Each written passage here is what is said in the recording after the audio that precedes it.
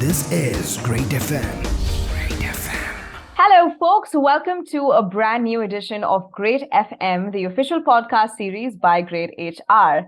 I'm Ahalya, and today we're taking forth a conversation, facets of which we've had many times before on this series. And through our previous podcasts, we've explored the real facilitation of DEI in a workplace and the importance of belonging and specifically the value of psychologically safe workplaces. But on today's podcast, to add to that line of thought, we're going to explore what really goes into the framing and creation of policies that make a tangible impact on the lives of a diverse workforce, specifically catering to members of the queer community. Establishing a truly inclusive workplace that encourages every professional to bring their most authentic selves to work calls for an intentional effort, I think, also includes active thought and really unbiased policy creation.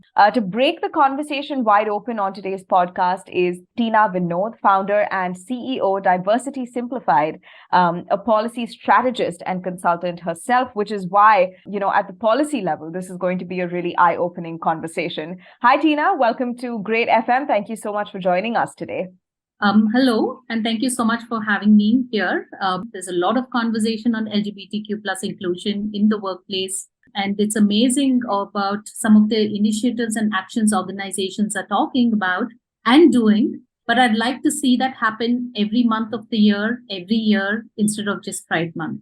Yeah, absolutely. And I think I want to take the conversation from there, Tina. You've given me the perfect opening note or thought. No organization should really make the mistake of rainbow washing, right, as we call it now, of performative policy making. Like you said, it shouldn't be a month-long effort. It needs to be a year-long, decade-long, sincere, cultural effort, right? So my question is, what really goes into the opposite of, rainbow washing? What goes into true care and concern for an inclusive workplace?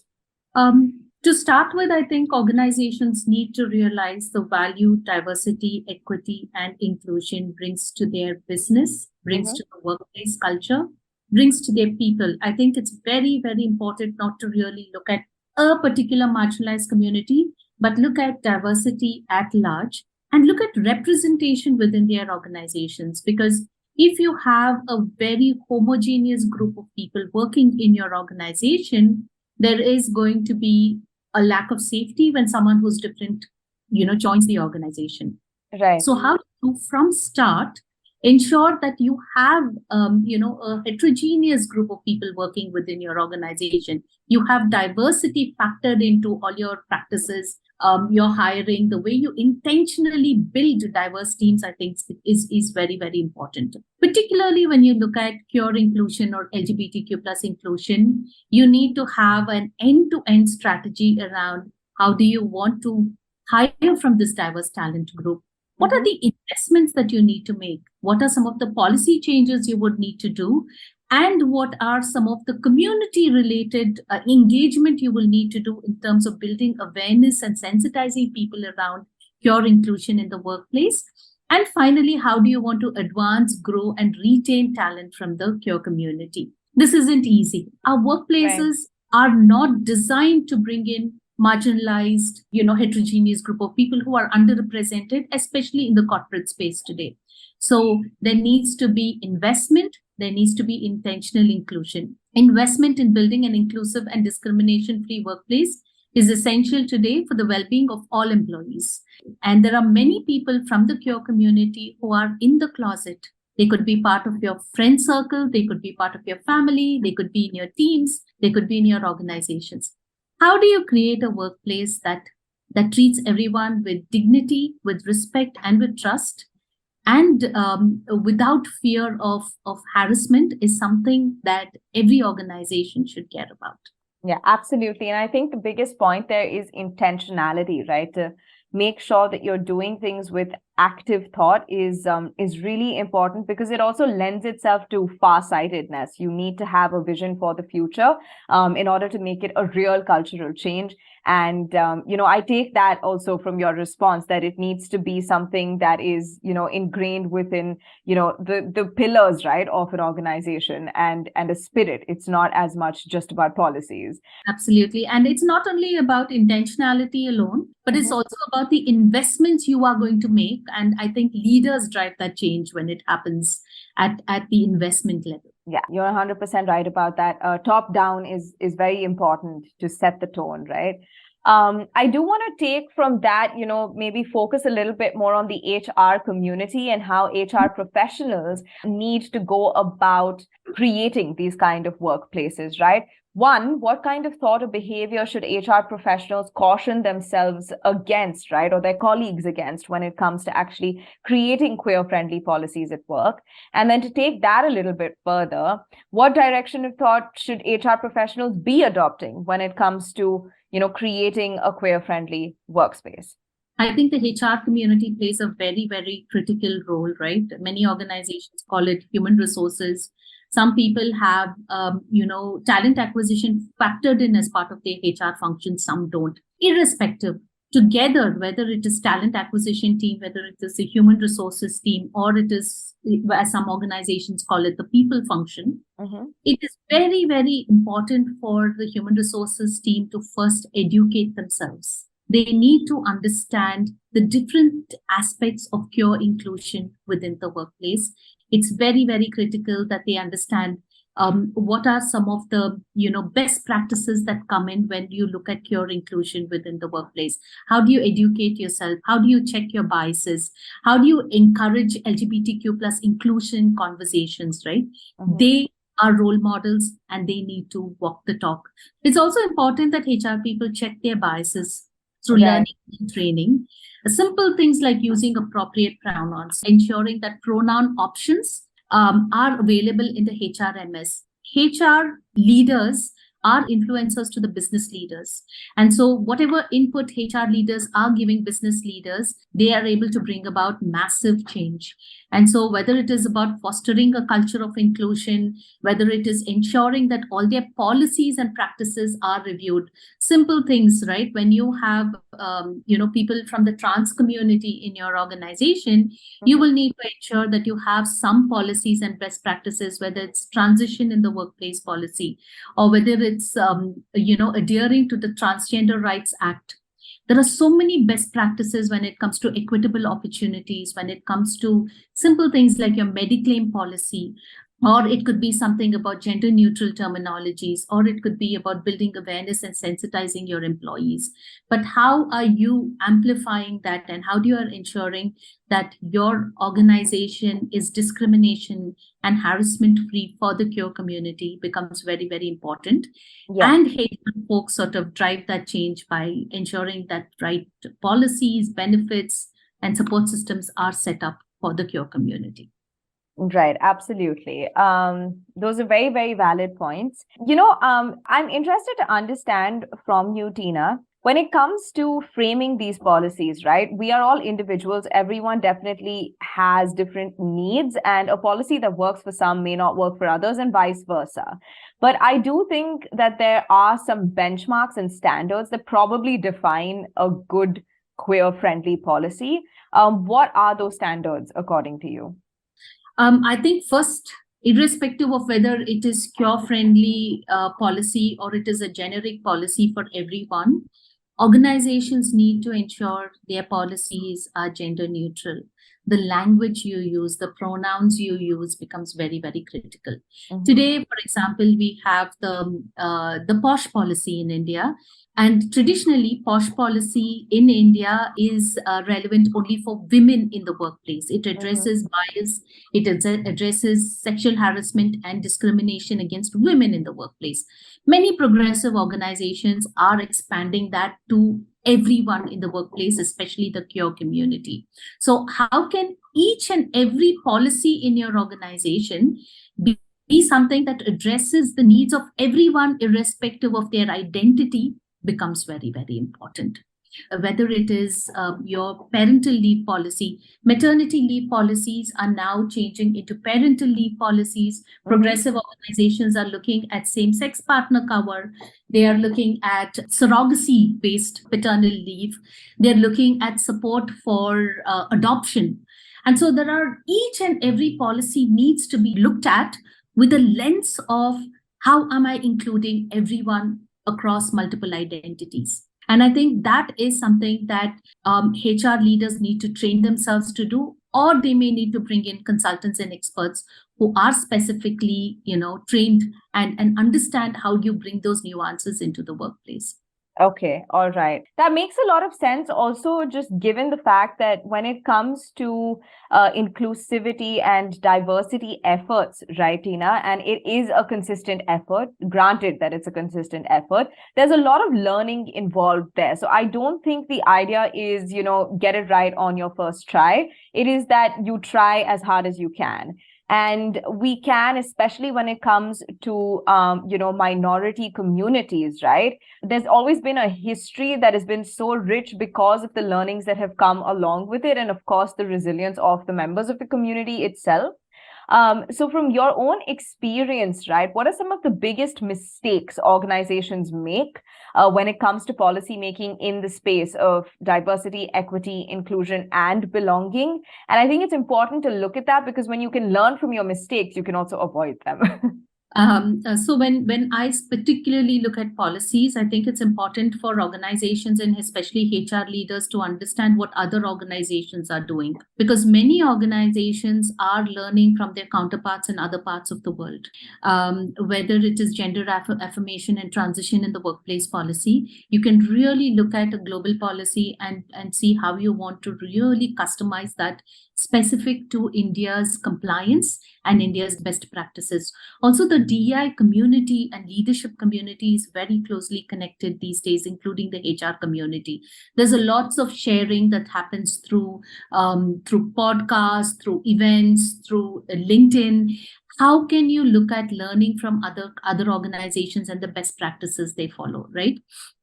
There are various acts. For example, the Transgender Persons Protection of Rights Act of 2019 is an act that every organization needs to adhere to, so that trans people are not discriminated in employment, in educational institute, in healthcare services, and multiple other things. Now, how do you, as an organization, are compliant to that? How are you educating your employees to ensure that there is equal opportunity for everyone? And how do you sensitize them?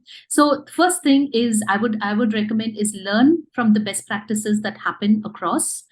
The second thing is look at your existing policies and see if there is a correction that needs to be made, because many of our existing policies are not all gender inclusive. The language that we use, the pronouns that we use.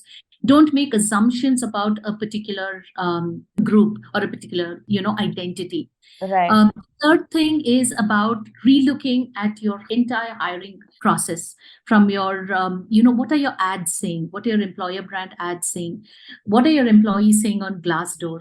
What type of feedback are you getting? How inclusive Right. entire recruitment process, right? And also learn from LGBTQ plus experiences.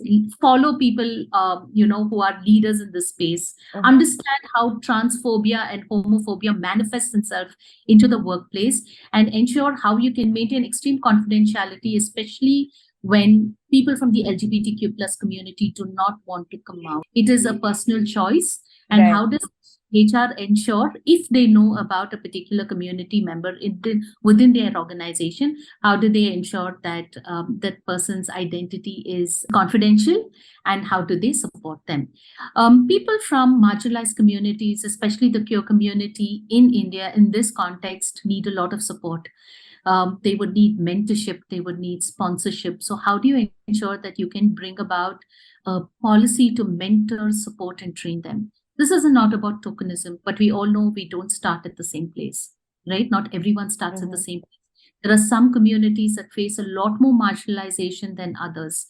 And how do we ensure that we level the playing field for them within our organizations? How do we support them? How do we ensure you have an employee resource group that is supported and the LGBT community has a safe space to go to within your organization? becomes important.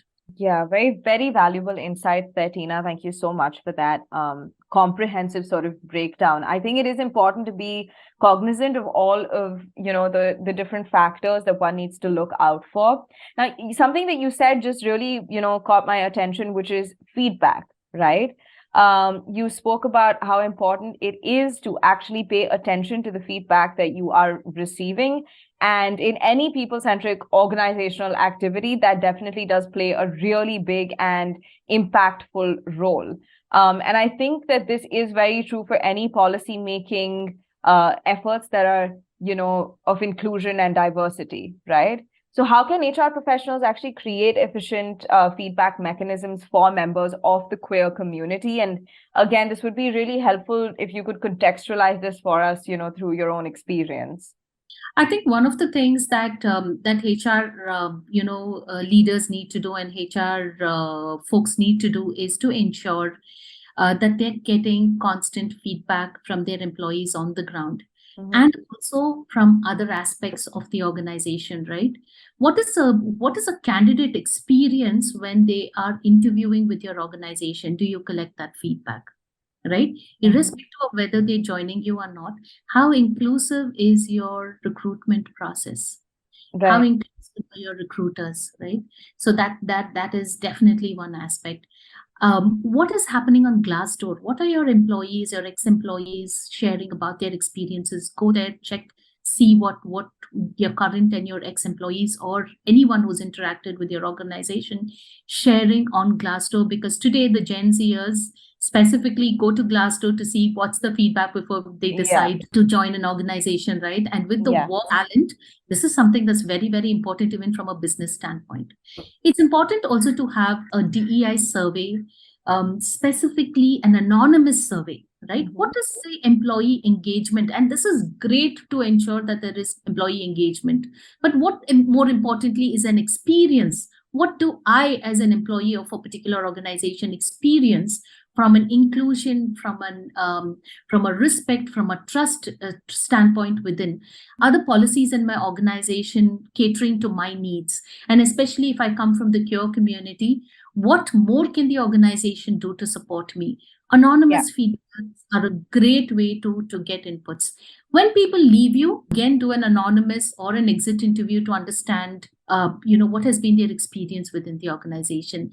Data is extremely, extremely relevant to really help shape your organization for larger inclusion, especially from those from the marginalized communities. And so create a safe space, more importantly, for people to be open to come and share, engage with dissent, because if you create a safe organization where people are open to speaking to you and you engage with dissent, you're likely to make transformational change when it comes to an inclusive organizational culture. Yeah, absolutely. Tina, so, I want to end today's conversation with maybe some real life examples, because I think when we can see things in action, it works as a good reference point, right? And for maybe many who are trying to get these efforts off the ground, it could be really helpful to give them that kind of direction. So maybe I'll hand the mic over to you and you can just run us through maybe 3 of the most impactful or revolutionary queer friendly policies in the workplace through history that have really changed the game and shattered the glass ceiling. I'm not just going to talk about policies. I'm also going to be talking about programs. One of the things I think is to level the playing field and to bring in more representation of the queer community into our workplaces. We need to have programs to upskill, train, intern and hire people from the queer community, because they face so much of marginalization and discrimination that they haven't had the privileges that most of us have had. So there are organizations, for example, like ThoughtWorks, that has the Interning with Pride program, an internship program for people from the LGBTQ plus community to apply, to be trained in technology, and they get to intern as well as get to work with the organization. And this program also supports things like providing them with laptops, with stipend, and the program has brought about revolutionary change in how organizations and corporates can look at hiring people from the queer community. The other specific policy is around gender affirmation and transition at the workplace policy. Many organizations have this policy now, but many don't.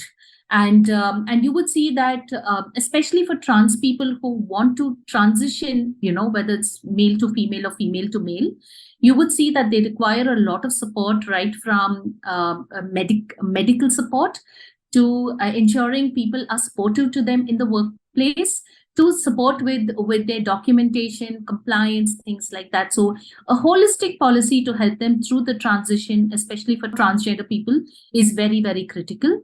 There is a lot of people and organizations that have some revolutionary medical insurance policies, but please ensure that your policies also cover same-sex partners, because we all know that your sexual orientation differs, and we don't need to look at our world in a very heteronormative way. I also think mentorship is very, very important. Periphery has a program called Pragnya, and this program invites people, allies from communities, from organizations, to provide mentorship for people from the queer community, especially the trans community, so that they can, they can be successful in their careers. And mentorship plays a huge role in supporting people through that journey.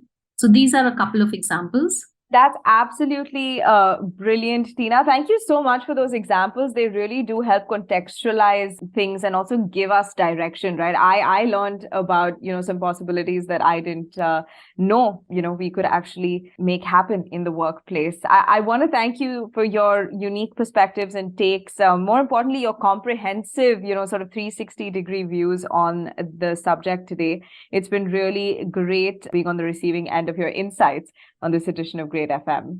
Thank you so much for having me, and I hope that that more organizations would care deeply and would invest in LGBTQ+ inclusion, and we see more diversity in our workplaces.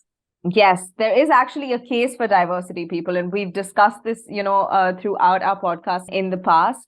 So make sure you tune into those if you want to just, refresh your memory, but also to understand that there is a case for making sure that diversity and inclusion is a real life thing happening at your company, within your organization, because it really does lend a lot to one's success and progress. And that's something we should be fighting for. It's something worth fighting for. Thank you so much once again, Tina, for joining us. Everyone, I'll catch you on the next podcast on greytFM. But in the meantime, stay safe, stay happy. And let's just work together towards this diverse workforce. This is greytFM.